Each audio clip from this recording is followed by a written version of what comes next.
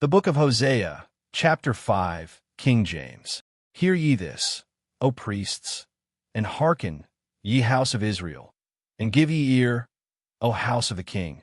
For judgment is toward you, because ye have been a snare on Mizpah, and a net spread upon Tabor.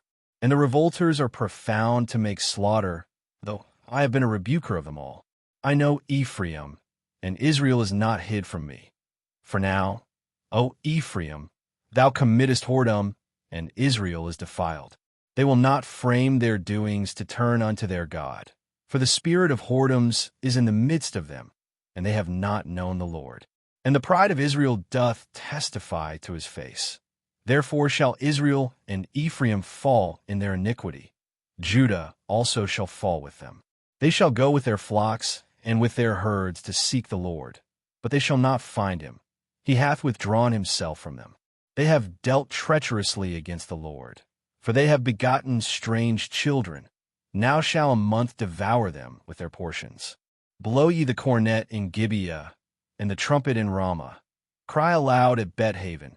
After thee, O Benjamin. Ephraim shall be desolate in the day of rebuke.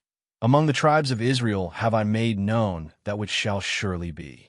The princes of Judah were like them that remove the bound.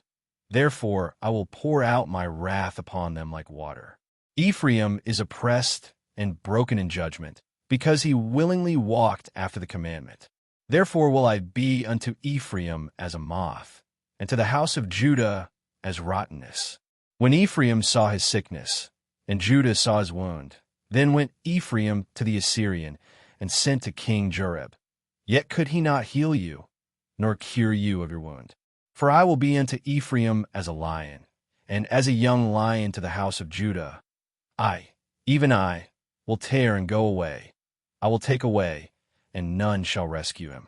I will go and return to my place, till they acknowledge their offense, and seek my face. In their affliction they will seek me early. Commentary, main themes, and context. Hosea chapter 5 continues the Lord's case against Israel and Judah, but now the focus sharpens, especially on leadership. Priests, people, and kings alike are called to account. No one is exempt. 1. Leadership is a snare. God declares that the leaders were a snare and a net. Those who were supposed to guide the people in truth instead led them into sin. When leadership becomes corrupt, it does not merely fail, it actively traps others. This is a sobering principle for any society. When those entrusted with truth abandon it, the consequences spread quickly. 2. Sin that refuses correction.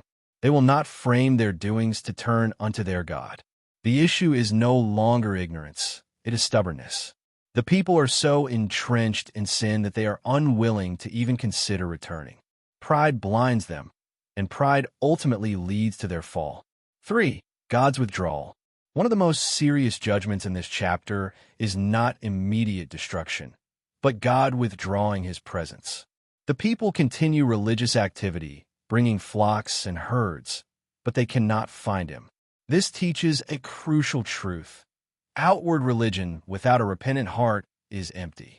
4. False solutions and misplaced trust.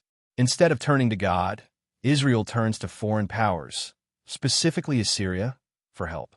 This represents a deeper issue, trusting human systems instead of divine authority. But the result is clear: he could not heal you. What God must heal, man cannot fix. 5. From moth to lion.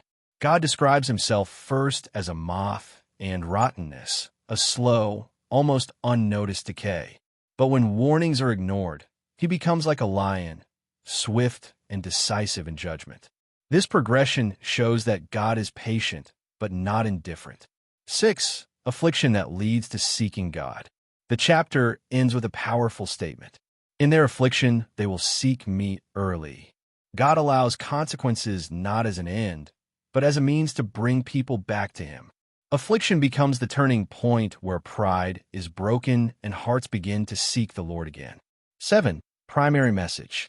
Hosea 5 teaches that leadership carries serious responsibility. Persistent pride prevents repentance. Religious activity cannot replace a right relationship with God. Trusting man over God leads to failure, God's discipline is meant to bring about repentance. This chapter is both a warning and an invitation. It warns that ignoring God leads to loss, but it also reminds us that when affliction comes, it can become the very moment that leads us back to seeking Him.